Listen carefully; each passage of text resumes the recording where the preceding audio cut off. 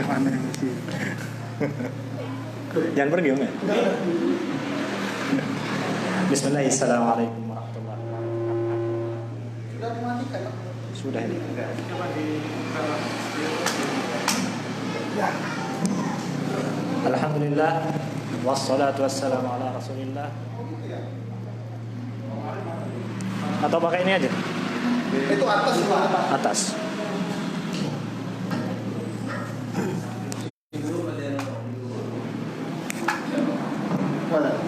Alhamdulillah wassalatu wassalamu ala Rasulillah wa ala alihi wa sahbihi wa man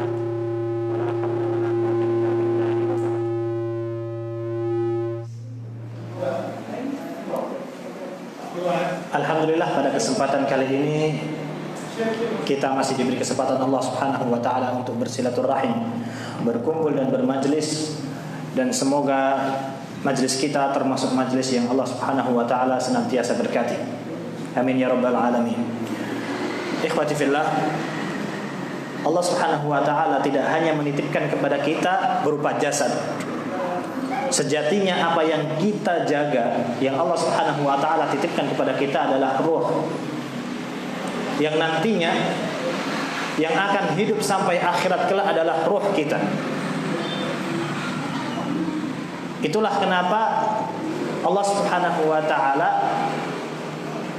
mengatakan sebelum jasad ini jadi kita sudah ada. Kita itu sudah hidup. Tapi di alam yang mana kita hari ini tidak ingat. Allah Subhanahu wa taala juga berfirman, kami sudah mengambil janji. Allah Subhanahu wa taala mengambil janji kepada para manusia, kepada para makhluknya sebelum kita dilahirkan. Padahal sebelum kita dilahirkan kita belum ada. Maka yang dimaksud di sini adalah ruh. Maka dalam jasad kita dan ada ruh. Yang inti, paling inti adalah rohnya. Jasad itu adalah hanya wadah. Wadah untuk selama hidup di dunia saja. Akan tetapi banyak sekali bapak-bapak, ibu-ibu atau manusia secara umum di muka bumi ini hanya memfokuskan pada jasadnya saja. Makannya harus sehat, makannya harus rutin. Telat mangan sidik, roh yang tersisa kecuali hanya ruh. Dan ruh ini tidak akan berkurang. Tapi masalahnya ruh ini ada sakitnya pula. Tapi sedikit orang yang mawas, sedikit orang yang sadar. Itulah pada pertemuan kali ini kita akan membahas tentang tazkiyatun nafs atau pembersihan jiwa. Kalau dikatakan orang meninggal tanpa rasa sakit, biasanya kalau di dokter akan tahu orang meninggal akan serangan jantung, jantungnya berhenti. Semua orang meninggal jantungnya berhenti. Anak kecil nggak ada sakit tiba-tiba meninggal. Kenapa meninggal? Serangan jantung. Semuanya tahu. Orang meninggal itu ya pasti jantungnya berhenti. Karena memang keluarnya ruh dari jasad itu adalah perkara ghaibiyah. Perkara gaib yang tidak bisa diidentifikasi dengan ilmu sains. Yang ilmu sains itu hanya penerapan tentang kasat mata saja, apa yang terlihat dengan mata. Sedangkan ruh terlihat dengan mata. Maka segala hal yang perlu kita perhatikan dalam pembicaraan ruh ini atau rohani dalam bahasa Indonesianya, berbicara tentang nafs, maka itu semuanya berbicara tentang ghaibiyah. Semua berbicara tentang berkaitan tentang gaib. Ya hanya kembalinya kepada Allah Subhanahu wa taala saja. Pertama di sini sang penulis ini membahas tentang tazkiyatun nafs, ini berbicara tentang bagaimana kita menghidupkan si jiwa tadi. Jangan sampai kita tumbuh sehat, badannya gede tapi hatinya mati. Dikatakan oleh para ulama, banyak sekali orang yang lupa akan akhiratnya. Itu laksana orang yang sedang meninggal di dalam kuburan yang bergerak.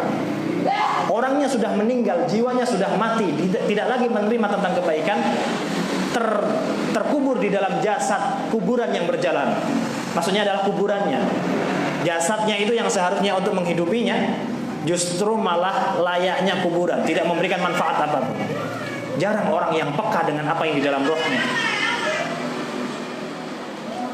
Kadang ketika kita dalam keadaan gundah, kita dalam keadaan sedih, biasanya kita akan dengan mudah mengenal apa sebab kesedihannya. Mungkin kita kehilangan sesuatu atau kita mengharapkan sesuatu kemudian tidak tercapai. Tapi ternyata ada pada satu titik kita akan merasakan kesedihan, kehampaan yang mana kita tidak sadari apa sebabnya. Kita nggak kehilangan. Kita semua yang kita harapkan semuanya tercapai. Apa yang kita miliki semuanya masih ada. Tapi tiba-tiba kita merasa gundah dan sedih, was-was dan cemas. Maka ketahuilah wahai bapak-bapak, ibu-ibu sekalian, itu adalah rasa sakit yang muncul daripada rohani kita. Berarti rohani kita itu sedang kering dan butuh siraman. Maka untuk cara menyiramnya, untuk cara memupuknya, itu ada di dalam pembahasan kitab kali ini. Pembahasan pertama kali, sang penulis membuka pembahasan dengan ikhlas. Mungkin ini pembahasan yang sudah sangat paten ya. Karena kenapa? Di setiap pembahasan apapun itu, mau itu menuntut ilmu, mau itu bekerja, mau itu tarbiyah, pertama kali selalu asasnya adalah ikhlas. Karena memang itu tujuan utama ketenangan jiwa kita. Karena mau nggak mau, jiwa kita itu selalu mengharapkan timbal balik. Kita itu secara bawaan jiwa kita itu mau dibayar. Selalu pengen ada timbal baliknya. Harus ada hasil dari apa yang kita pertaruhkan. Kalau seandainya seseorang itu tidak memahami konsep ikhlas, ikhlas itu apa? Bukan berarti kita merelakan sesuatu itu tanpa ganjaran, tidak. Bukan berarti kita memasrahkan diri, pasrah kita beramal capek-capek tanpa amalan. Itu bukan ikhlas, itu konyol. Tapi ikhlas itu adalah meyakini bahwa semua apa yang kita lakukan, jelek dan buruk, besar dan kecil, sekecil mithqala dzarrah pun pasti tentang ikhlas. Apabila kita sudah memaknai tentang hal tersebut, secara nggak langsung kita itu sudah mengenyangkan rasa lapar dari roh kita yang ingin timbal balik dari tidak lagi mencari balasan. Karena sudah pasti Allah Subhanahu wa taala yang mengganti. Tidak lagi jiwa kita capek-capek menuntut keadilan. Karena sejatinya kalau kita mau mencari di dunia ini, ikhwati fillah, keadilan itu sudah nggak ada.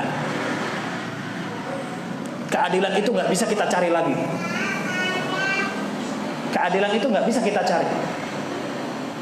Itu terbukti dari perintah Allah Subhanahu wa taala ketika apa?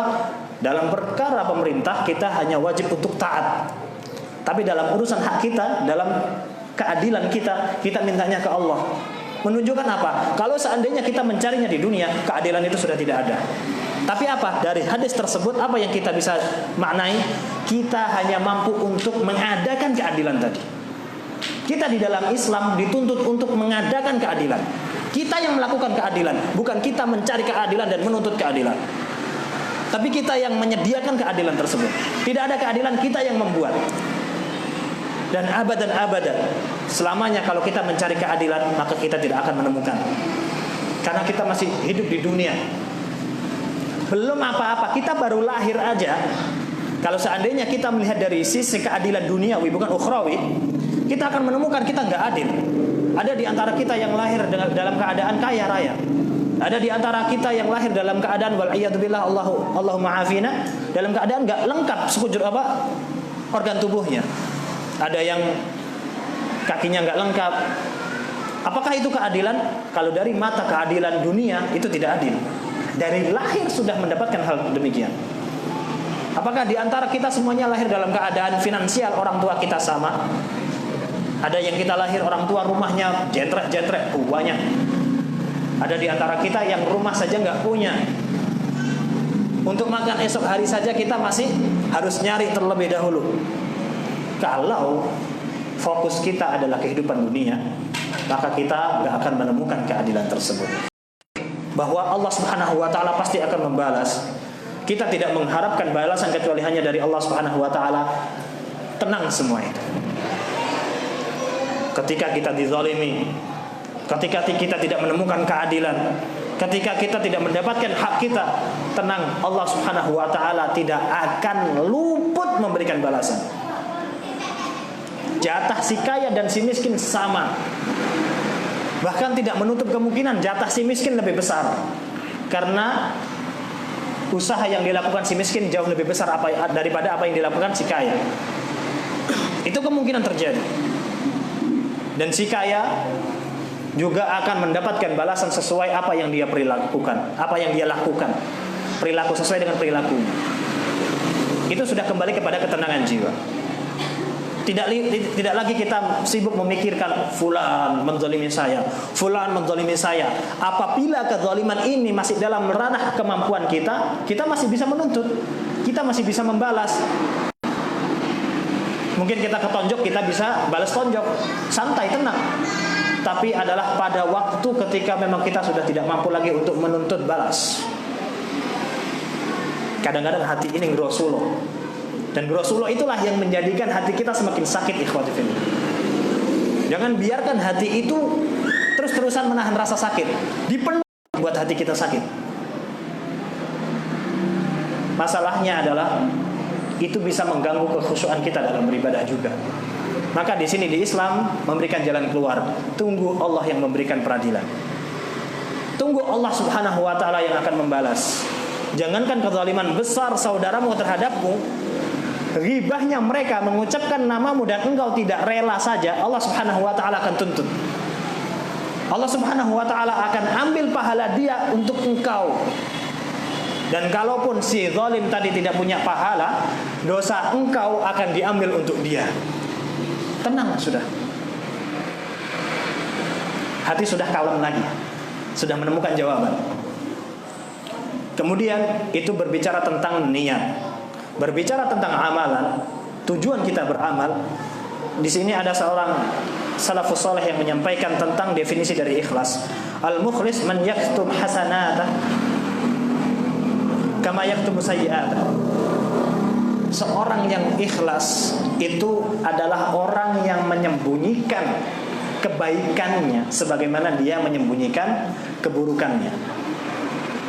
Ini ibarat gampangannya, supaya kita memang hanya mengikhlaskan amal kebaikan kita itu hanya untuk Allah Subhanahu wa taala. Supaya kembali lagi ke awal, kita itu cuma ngarepin balasannya Allah saja. Tidak mengharapkan lebih. Kalau seandainya kita mengharapkan dari harapan orang, uluran tangan orang, ujung-ujungnya orang itu semuanya nggak paham apa yang kita maksud. Akhirnya nggak ekspektasi kita, harapan kita, akhirnya kecewa lagi. Akhirnya ya udah biarkan Allah saja yang membalas. Nah, supaya kita emang meniatkan Allah saja tadi, jangan sampai orang itu tahu amal kebaikan kita, sebagaimana kita membungkus keburukan kita. Itu berkaitan tentang niat dan ikhlas pada awal mula. Karena memang niat tadi bahkan di dalam hadis Arba'in Nawawi saja menjadi hadis pertama. Ucapan Umar, innamal a'malu binniyat, kata Imam Asy-Syafi'i rahimahullahu taala, ini adalah hadis sepertiga amalan. Bisa dikatakan ini sepertiga amalan. Bahkan sebagian salaf mengatakan bisa jadi suatu amalan itu sedikit sebenarnya, kecil, akan tetapi dibesarkan karena niatnya. Bisa jadi suatu amalan itu besar, tapi akhirnya dikecilkan karena niatnya. Maksudnya gimana? Bisa jadi seorang fakir yang dia tidak punya harta banyak, dia berinfak 10.000 atau mungkin 2.000. 2.000 itu sedikit, ikhwati fillah. Buat parkir sekali di Indomaret, ya meskipun biasanya 1.000, tapi kalau dikasih 2.000 biasanya nggak bayar kembalian. 2.000 itu kecil sekali. Ketika si fakir dia menginfakkan 2.000, tapi niatnya memang itu adalah hanya itu yang dia mampu untuk berinfak, dan dia memang hanya mengharapkan itu balasan dari Allah Subhanahu wa taala. 2.000 itu dari 5.000 seluruh uangnya. Niat dia memang ingin menginfakkan itu, mempertaruhkan semua banyak hartanya, sebagian besar dari hartanya. Maka Allah Subhanahu wa taala akan nilai itu uang 2.000 menjadi besar. Itu permisalannya. Permisalan yang kedua adalah bisa jadi suatu amalan itu terlihat besar, kemudian dikecilkan karena niatnya. Si kaya berinfak dengan uang 10 miliar. Itu seperti angka yang mustahil untuk dimiliki penduduk Banyuwangi. Tapi ternyata dari 10 miliar tersebut, itu adalah hanya sedikit dari harta yang dimiliki si kaya. Karena di luar sana banyak orang yang emang sangat kaya raya. Kemudian dia hanya orang, "Syuf, lihat aku menginfakkan 10 miliar." Besar. Padahal itu hanya kecil daripada hartanya. Kemudian Allah Subhanahu wa taala karena niatnya memang dari awal adalah riya, ingin dilihat orang, Allah Subhanahu wa taala tidak menganggapnya. Itulah pentingnya niat. Itulah kenapa kata Imam Syafi'i rahimahullahu taala, niat itu seperti sepertiga dari amalan. Bahkan bisa jadi dikatakan kalau dilihat dari hadis Umar sendiri, itu bisa menjadi tolak ukur amalan, diterimanya atau tidak, besar atau kecilnya itu dilihat dari niatnya. Dan itu semua ikhwati fillah. Kadang-kadang kita itu sebenarnya tahu niat ikhlas dan bagaimana.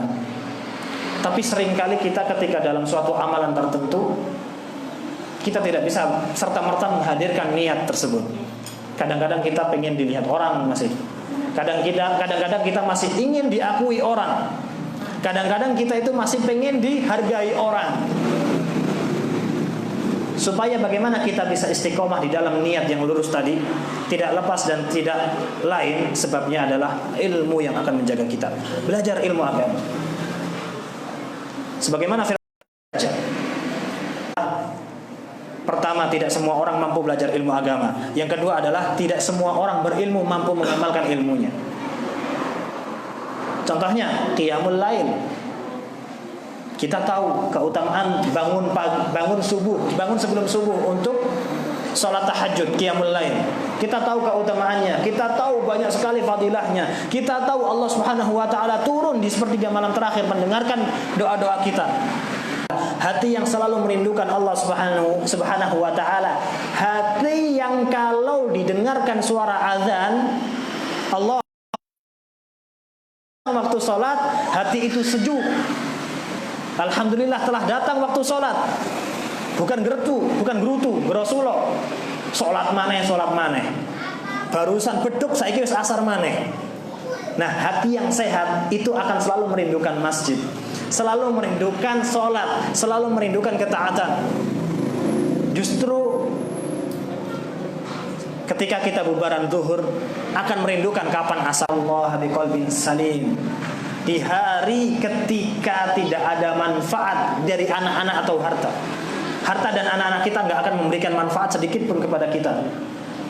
Satu-satunya yang bisa memberikan manfaat kita ketika di hari kita menghadap Allah adalah illa man atallaha biqalbin salim, kecuali orang yang menghadap Allah Subhanahu wa taala dengan hati yang sehat. Ini hati yang bersih, hati yang penuh ketaatan, ikhwati fillah. Hati yang kalau seandainya ada ketaatan dia bersegera, kalau ada maksiat dia merasa cedera, kalau ada dosa dia merasa sakit, dia bisa merasakan racunnya dari maksiat. Kemudian yang kedua adalah hati yang meninggal, yang sebagaimana yang sudah ana bahas di muqaddimah tadi. Hati yang meninggal, yang mana hati tadi sudah tidak mau lagi mendengarkan kebaikan, hati yang tidak mau mendengarkan ketaatan, hati yang sudah tertutup dari segala ketaatan. Setiap hari azan dikumandangkan, tapi tidak ada hati ini terkutuk untuk melakukan ketaatan, untuk melakukan tauhid, untuk memenuhi panggilan Allah Subhanahu wa taala. Hatinya sudah meninggal, imannya sudah punah, sudah pudar. Sebagian ulama menggambarkan orang-orang seperti ini adalah layaknya mayat yang terkubur dalam jasad. Jasad itu hanya seperti kuburan yang berjalan. Kenapa? Sudah tidak lagi bisa menerima kebaikan. Kalau dari orang-orang terdahulu kita bisa melihat Abu Jahal. Dia bertetangga dengan Rasulullah SAW. Dia tahu apa yang disampaikan Rasulullah SAW. Dia bisa bahasa Arab. Dia termasuk pemuka. Dia termasuk orang yang bijaksana. Sampai julukannya adalah Abul Hakam. Dia tahu mana yang benar dan salah. Dia mampu memahami apa yang disampaikan Rasulullah daripada Al-Quran. Dan dia melihat Rasulullah dari lahirnya sampai dewasa. Wal'iyadzubillah, ternyata Abu Jahal meninggal dalam keadaan memerangi Nabi SAW. Itu salah satu bentuk hati yang sudah meninggal. Maka kita kaum muslimin, kaum mukminin, na'udzubillah min dzalik, daripada kondisi hati yang seperti ini. Semoga kita dijauhkan dari hati yang meninggal. Karena sudah hidupnya sulit. Namanya sudah meninggal. Kalau hati sudah meninggal itu hidupnya sulit. Dan kondisi hati yang ketiga adalah hati yang sakit. Dan ini banyak sekali yang menjangkiti kaum muslimin hari ini. Hati yang sakit adalah hati yang mengenal Robnya, hati yang mengenal ketaatan, hati yang mengenal kebaikan, hati yang mengenal wahyu. Tapi hati yang masih terkadang dia mampu memenuhi panggilan ketaatan, dan terkadang dia mengacuhkan panggilan tersebut. Hati yang tahu mana kebaikan dan ketaatan, tapi terkadang ketika ada kemaksiatan, ada dosa dilakukan di depan matanya, hatinya tidak merasa sakit. Kita muhasabah diri, ikhwati fillah. Kita ada pada kondisi yang mana? Yang hati yang selamat, hati yang mati, na'udzubillahi min dzalik, atau hati yang sakit ketika kita terjatuh dalam kemaksiatan contohnya. Apakah hati kita merasa gundah? Apakah hati kita merasa terdidik? Apakah kita merasa cemas karena dosa kita? Kalau seandainya kita melakukan suatu dosa, kita tahu ya apa itu dosa. Definisi dari al-its, ma haka fi sadrika wa karihta ayattali'a alaihin nas. Definisi dari dosa itu adalah apa yang mengganggu hatimu, kamu nggak mau perilaku tadi ketahuan orang. Apakah di hari ini kita masih memiliki hati tersebut? Hati yang mana kita masih malu kita melakukan dosa dan kita merasa terganggu dengan dosa tadi, atau malah justru kita dengan dosa tadi merasa enjoy aja, bodoh amat. Siang-siang buka puasa tanpa sebab, bodoh amat. Sing penting ngelai hilang, sing penting lome hilang. Kalau seandainya kita ada pada kondisi ketika kita melakukan kemaksiatan dan kita tahu itu adalah maksiat, kemudian hati kita merasa santai aja, nggak merasa berdosa. Kita melakukan kemungkaran yang Allah Subhanahu wa taala jelas-jelas larang, tapi kita di situ nggak merasa terganggu, hati kita nggak merasa terusik, justru malah enjoy aja, merasa nyaman. Maka itu adalah salah satu bentuk ciri hati kita dalam keadaan sakit. Obati ikhwati fillah. Kenali sakitnya yang apa, kenapa sakit, dan segera sembuhkan. Dan hari ini adalah hari termasuk di antara hari-hari Ramadan, yang mana Allah Subhanahu wa taala limpahkan semua kebaikan. Allah Subhanahu wa taala jadikan ini adalah bulan Quran, dan termasuk di antara obat hati adalah kita banyak-banyak membaca Al-Quran, yang mana memang Al-Quran itu adalah termasuk di antara obat hati.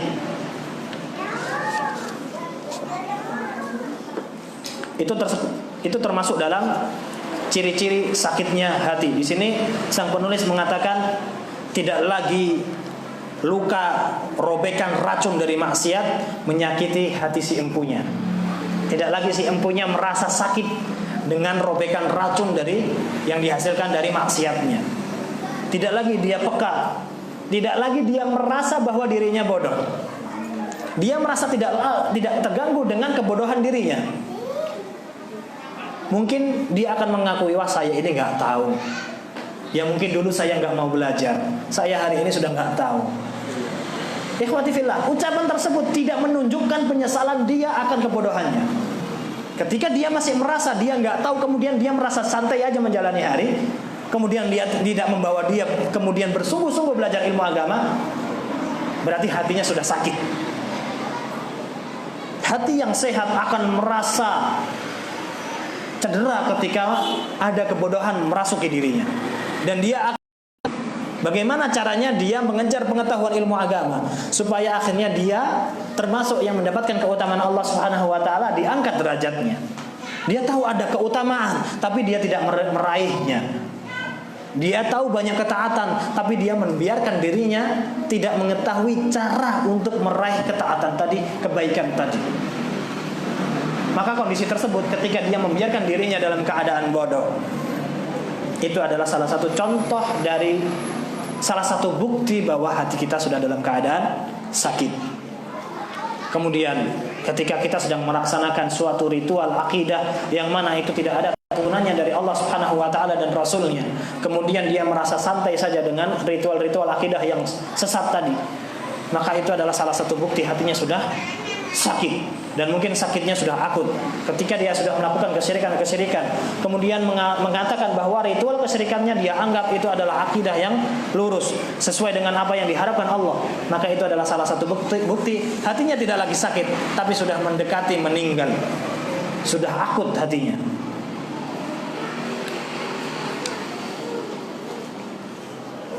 Maka kita perlu pada pembahasan yang terakhir, sebenarnya bukan terakhir, masih banyak sekali di sini pembahasan, tapi pertemuan kita terakhir akan membahas hal yang terakhir adalah kita patut mengenal sebab terbesar akhirnya membuat hati kita meninggal atau hati kita sakit. Ada 4 sebabnya. Yang pertama kali adalah yang disebutkan oleh sang penulis di sini adalah fudulul kalam. Banyak ngomong, suka ngomong, banyak berbicara. Ikhwati fillah, itu bisa mematikan hati. Seharusnya kita, karena kita tahu sendiri, gesah, banyak ngobrol, itu menghabiskan banyak waktu sekali. Ngobrol dengan satu orang menghabiskan waktu sekian jam, ngobrol dengan orang yang kedua menghabiskan waktu sekian jam, ngobrol dengan orang yang ketiga sekian jam lagi. Belum lagi kalau tiga-tiganya ngumpul dari satu tempat, bisa itu begadang semalaman hanya untuk ngobrol ngalor ngidul. Ikhwati fillah, banyak ngomong, banyak ngobrol, itu salah satu sebab hati itu tertutup. Biasanya orang yang ngobrol sana sini tanpa membahas tentang agama sedikit pun, mereka apa yang mereka cari? Tertawa, mencari lelucon, ketawa sana ketawa sini. Kalau antum tahu ikhwati fillah, ketawa, banyak ketawa itu menutup hati. Kalau antum cari teman-teman antum yang suka bercanda, coba ingatkan mereka tentang akhiratnya. Ketika orang sedang tertawa, ingatkan dia dengan dosanya. Ada gak di antara mereka yang mudah terketuk? Atau yang ada malah antum yang mengingatkan tentang akhirat akan dibuli. Ketika teman antum sedang tertawa-tawa, ngobrol bercanda ke sana kemari, ingatkan tentang akhirat, ingatkan tentang api neraka, ingatkan bahwa sesungguhnya Rasulullah SAW setelah melihat Al-Quran, setelah melihat wahyu, setelah diangkat oleh Allah Subhanahu Wa Taala ke Sidratul Muntaha, melihat surga dan neraka, Rasulullah adalah pribadi yang banyak menangis dan sedikit tertawa. Kemudian orang yang tertawa tadi apakah akan tersentuh? Banyak, justru malah orang yang banyak tertawa tidak mau mendengarkan nasihat. Justru malah menganggap kebaikan nasihat dari orang-orang sekitar kita adalah dianggap sebagai banyolan. Itu karena orang yang banyak ngomong itu hatinya tertutup. Termasuk sebab sakitnya hati. Dan itu adalah cara syaitan untuk merusak hati anak Adam.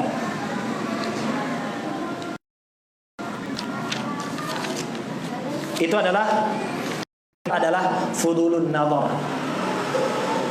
Banyak melihat. Apa yang dimaksud dari banyak melihat adalah banyak melihat apa-apa yang Allah Subhanahu Wa Taala haramkan. Ingat, zina itu tidak hanya tentang kemaluan kita. Pada pandangan kita itu ada zinanya juga. Allah Ta'ala memberikan batasan-batasan untuk apa yang dibolehkan untuk kita lihat dan mana yang tidak boleh. Ternyata mata kita memaksakan diri kita untuk melihat hal-hal yang diharamkan. Fudulun nazar, berlebih-lebihan dalam melihat sesuatu yang bukan milik kita, bukan hak kita untuk melihat. Di hari ini melihat sesuatu yang haram itu sangat biasa, ikhwati fillah. Di Banyuwangi melihat sesuatu yang diharamkan Allah Subhanahu Wa Taala itu sangat sulit untuk kita hindari. Maka perlu kiranya kita peka dengan apa? Dengan banyak-banyak menjaga pandangan kita. Ghadul basar, menundukkan pandangan kita. Ghadul basar itu tidak hanya menundukkan matanya melihat ke bawah. Yaitu apa? Kita berusaha mengalihkan pandangan kita dari hal yang diharamkan Allah Subhanahu Wa Taala kepada pandangan yang halal. Kita berusaha. Karena hari ini ghadul basar itu ketika kita menundukkan pandangan kita, justru malah bisa jadi kita malah melihat yang lebih berbahaya. Kita di mall, dangak salah, nunduk ya salah, Pak. Delok kanan kiri maksiat, Pak. Ada yang bukan mahram di antara kita. Dilihat di sekitar kita ada yang enggak mahram. Melihat ke atas salah, melihat ke bawah lebih bahaya, Pak. Maka di sini kita ghadul basarnya bukan menundukkan pandangan, tapi kita mengalihkan pandangan kita. Ketika kita melihat ada suatu hal yang haram, kita alihkan pandangan kita. Kita alihkan. Mungkin lihat bajunya, jangan lihat yang jaga. Itu salah satu bentuk kita menjaga pandangan kita. Jangan sampai kita terjatuh ke dalam fudulun nazar, berlebih-lebihan dalam memandang. Melebihi batasan mana yang dibolehkan untuk kita lihat dan mana yang tidak boleh. Ada batasannya. Ketika kita sudah melewati batasan tadi, maka kita sudah masuk dalam fudulun nadar, yang itu akan bisa mematikan hati. Bahkan dikatakan pandangan itu adalah sahmun min sihami iblis, panah di antara panah-panah iblis. Kenapa demikian? Banyak orang yang akhirnya terjerumus ke dalam dosa, awalnya adalah bermula dari pandangan, dari mata turun ke hati. Akhirnya dari zina pandangan turun kepada zina yang lebih besar, wal iyadzu billah. Kemudian yang ketiga adalah fudulut ta'am. Fudulut ta'am itu adalah berlebih-lebihan dalam mengkonsumsi atau makan. Kata Rasulullah sallallahu alaihi wasallam, Mamal abnu Adam wi'aan syarrun min batni. Agak sedikit lupa redaksi hadisnya. Tidaklah suatu bejana lebih buruk daripada bejana-bejana yang lain yang diisi oleh Bani Adam, kecuali adalah perutnya. Apa yang dimaksud Nabi sallallahu alaihi wasallam? Tidak ada bejana yang lebih buruk untuk diisi oleh manusia selain adalah perutnya. Jadi semakin banyak anak Adam memakan makanan untuk memasukkan isi kepada perutnya, maka semakin buruk hal yang akan dia dapatkan. Jadi yang dimaksud dari fudulut ta'am ini apa? Banyak makan. Gak menghitung-hitung apa yang dimakan. Sebagian ulama di sini menafsirkan adalah orang yang tidak menjaga makanan yang haram dari perutnya. Dia hanya memakan hal-hal yang halal saja. Sebagian ulama yang lain lebih tegas lagi, dia tidak asal main serampangan makan. Tidak semua yang halal itu harus kita makan. Kalau kita mau fahami, kita mau muhasabah untuk badan kita yang mungkin sudah semakin menua, bertambah usia. Kalau kita mau lihat sebab utama sakit dalam tubuh kita itu apa?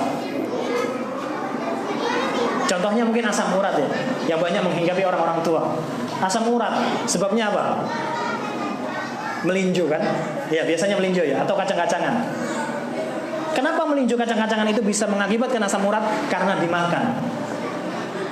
Atau kolesterol, gara-gara apa? Makan daging. Ujung-ujungnya adalah dimakan lagi. Kemudian lagi apa? Stroke, naudzubillahi min dzalik, atau penyakit-penyakit yang lain. Semua itu rata-rata munculnya adalah dari lambung si anak Adam. Maka di sini termasuk di antara yang menyebabkan hati seseorang itu akan cepat sakit adalah tidak memperhatikan asupan makanan yang mengisi lambungnya. Kita tidak berbicara tentang halal dan haram. Kita berbicara tentang bermanfaat dan tidaknya apa yang kita makan.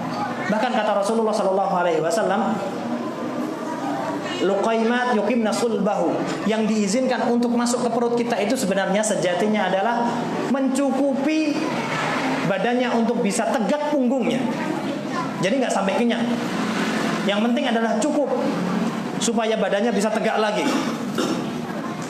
Akan tetapi kalau seandainya kepepet, ternyata hidangannya banyak, kalau nggak dimakan lebih bisa mubadir. Kata Rasulullah apa? Thuluthun li ta'amihi wa thuluthun li syarabihi wa thuluthun li nafasihi. Sepertiga untuk makanannya, sepertiga yang lain adalah untuk minumannya, dan sepertiga yang terakhir adalah untuk nafasnya. Bukan sepertiga yang pertama untuk makanannya, sepertiga untuk yang kedua adalah untuk makanannya, sepertiga yang ketiga untuk es campur. Itu biasanya kalau buat buka bersama. Es campur dulu, yang kedua nanti es campur sama nasi, nanti habis taraweh nasi lagi. Akhirnya tidur dalam keadaan lambungnya perih, sakit karena kepenuhan isi. Maka itu termasuk di antara satu di antara sebab yang banyak mematikan hati atau membuat hati ini sakit, banyak makan. Dan sebab yang ketiga